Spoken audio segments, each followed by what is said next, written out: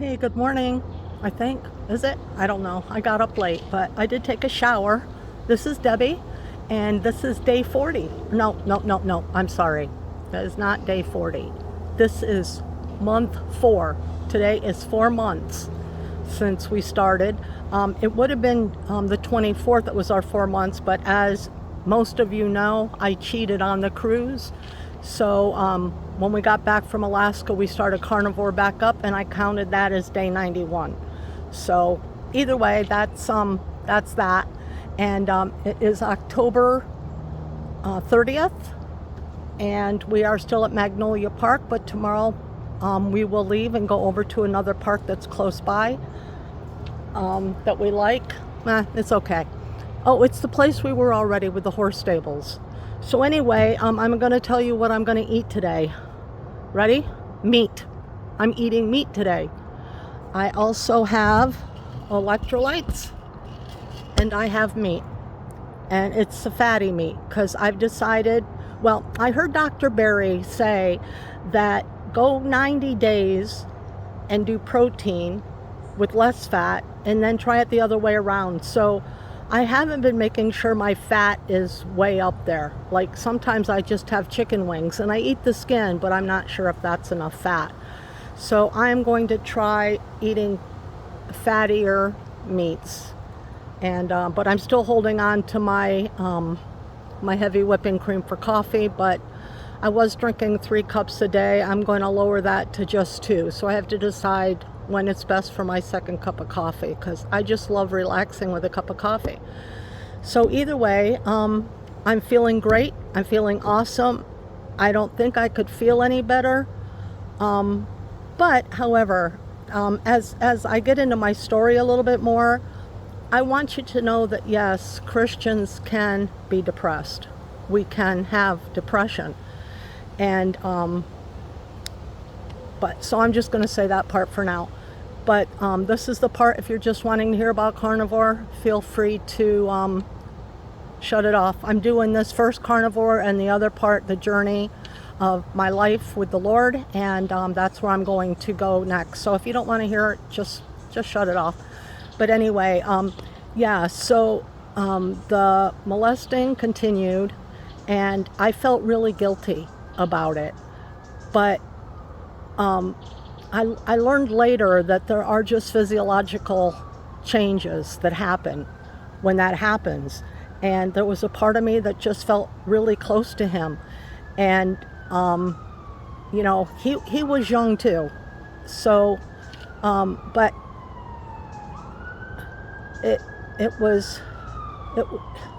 it's awful to say, but he was like the only person in the world paying attention to me. And I liked it. I liked being paid attention to. So as it continued, I never told my grandma again. An incident happened where I had to tell my mom that there was something wrong. And it might not be as bad as what you guys all just jumped to, but I told her, and she didn't stop us going to the lake either. But I get it. She was busy. By the time I was 5 years old, my dad built a new home for all of us. We were doing really financially well.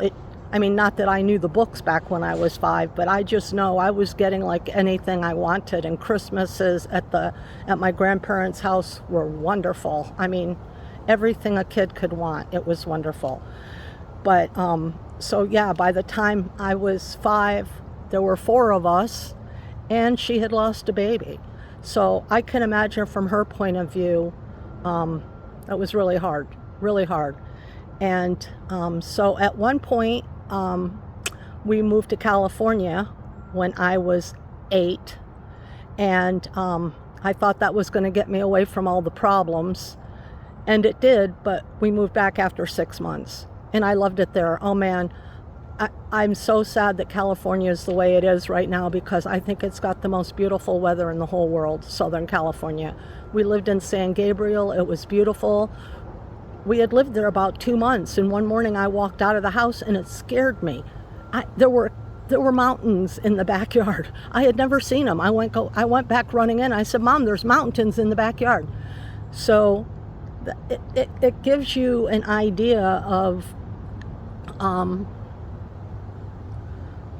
It was a struggle back and forth. It was just a struggle back and forth. My mom would go to get groceries, and I was in charge of watching. So I was 8, so I was watching my 6-year-old brother, my 4-year-old sister, and my 3-year-old brother. In fact, the night my sister was born then, my father woke me up and asked me to watch the kids because he had to take mom to the hospital to have the baby. I was really upset. I didn't realize at the time that parents don't stay up all night with the kids, but because he woke me up and told me I was responsible, I felt like I had to stay awake all night. And so I remember watching Dr. Kildare, and who was the other doctor? Oh, Ben Casey. I made it through both those shows, but then I started getting really sleepy. And I went in and I was splashing water on my face, and I looked up at the mirror, and I wasn't cussing yet. I'm not even sure I knew the words yet, but I was so upset that she's having another baby. I'm already there watching a 6, 4, and a 3-year-old, and now we're having another one. And I was just really upset. And anyway, I don't know. Things falling apart with my mother and my dad. But we didn't last, and we ended up going back to New York. I got to go right back into the class I was in. But then again, there was the stuff going on. And I think I've said his name, and I'm sorry, but he's gone. Anybody who's watching this that knew him, I'm really sorry. I didn't necessarily mean to say his name. So anyway, we went back, and it continued, and I kept feeling more and more guilty. And it continued on until I was about 10. And then I also realized, that, well, at one point I had my older, he's an uncle, but he was just a few years older than I was. I had him marry us, the other boy and I, because I felt guilty, because it was okay maybe if we were married, but it wasn't okay if we weren't married. And as you know, probably nothing very far was happening because we weren't old enough, but I can't remember that part. But anyway, I've gone way over. We did go to California again when I was 12, and by the time I got back from that, I heard people murmuring in my town, that's Wacky Jack, and that's my dad. And come to find out as we go through this, my dad had clinical depression, and it was bad. And I think I'll just stop it there.